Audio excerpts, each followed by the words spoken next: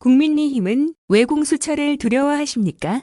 조선 태종은 친인척 비리를 막기 위해 의금부의 지시에 외척 바로를 방임한 사헌부대 사원과 관료들을 조사에 문책했습니다. 태종이 부패기득권에 단호한 조치를 취하지 않았다면 세종의 태평성대는 요원했을 것입니다. 절대 권력은 절대적으로 부패합니다. 있는 죄도 묻고 없는 죄도 조작해내는 무소불위 검찰을 통제하려면 검찰 부패까지 수사할 수 있는 공수처가 반드시 필요합니다. 공수처는 부패기득권에게는 두려운 비검이겠으나 선량한 국민들에게는 부패기득권의 횡포를 막아줄 갑주이자 방패입니다. 촛불을 들었던 국민의 뜻에 따라 적폐를 청산하며 개혁과제를 수행하는 문재인 정부나 합의된 법과 규칙이 지켜지고 공정한 기회가 보장되는 청렴사회를 소망하는 국민들에게 공수처는 두려운 존재일 리 없습니다. 공수처를 두려워하는 세력은 온종일 무, 공, 반, 무조건 공수처 반대만 외치며 민생을 외면하고 기득권에 목매는 국민의힘입니다. 국민의 한 사람으로서 국민의힘에 광고드립니다.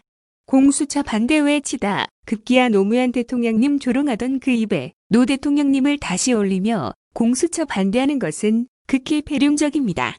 국민을 무시하고 자신의 초한 과거를 부인하며 개혁의 발목 잡는 행태가 거듭될수록 국민의힘은 공수처를 두려워하는 부패 세력임을 증명하는 결과가 될 것입니다. 규칙을 지키고 부정부패를 저지르지 않는다면 공수처를 두려워할 이유가 없습니다. 사법적 피를 청산하고 예측 가능한 합리적 사회를 만들기 위해서는 공수처가 신속하게 설치되어야 합니다. 다음 페이스북 글 중대재해기업 처벌법 제정으로 노동존중 철학을 법전에 새겨야.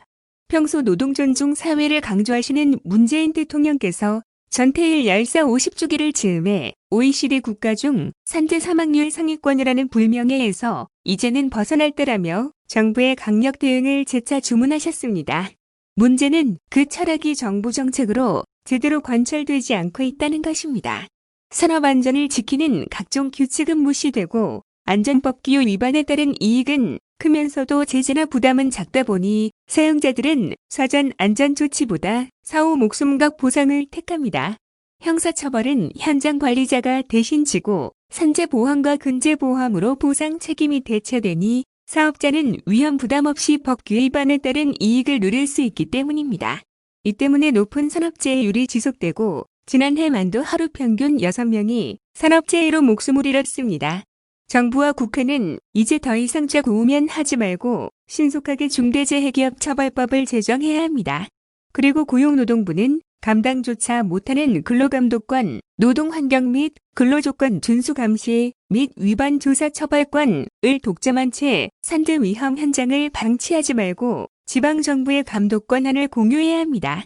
지금 이 순간에도 몇 푼의 안전비용을 아끼려는 노동 현장에서 장애와 질병, 사고와 과로사를 걱정하며 일하는 많은 노동자들이 있습니다. 생명과 안전보다 중요한 것은 없습니다. 중대재해기업 처벌법 제정과 근로감독권 공유로 안전한 산업안전환경을 만드는 것이야말로 문 대통령께서 말씀하신 노동존중 철학을 법전에 새기는 길입니다. 다음은 배달특급 뉴스입니다. 경기도 공공배달앱 배달특급의 운영사 경기도 주식회사가 전국적인 공공배달앱 범협의체 구성에 속도를 내고 있다.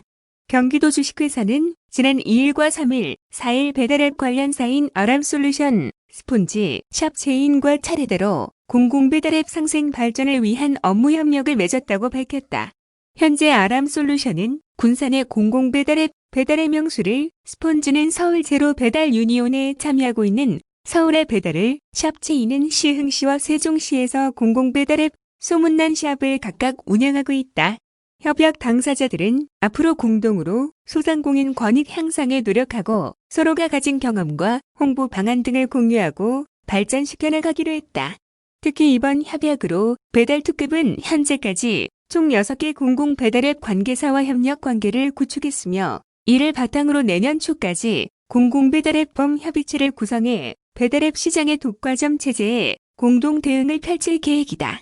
앞서 경기도 주식회사는 지난 10월 코나아이와의 모유를 시작으로 먹개비, 배달앱 띵동의 운영사인 허니비즈와 협의체 구성에 대한 업무 협약을 맺은 바 있다. 이준 아람솔루션 대표는 공공배달앱은 소상공인 보호 정책으로 가야 하며 국가적인 지원책 필요하다며 업무 협약을 통해 공동으로 대응해야 할 사항들의 한 목소리를 낼 수 있도록 노력하겠다고 전했다. 김신욱 스폰지 대표 역시 협의체를 구성해 한 마음으로 소상공인 권익 보호에 적극 나서겠다고 말했다. 김만걸주 샵체인 대표는 소상공인을 위한 정책과 서비스는 지속성이 필요하다며 초기의 틀을 잘 잡기 위해 협의체 구성은 좋은 출발점이 될 것 같다는 소감을 전했다.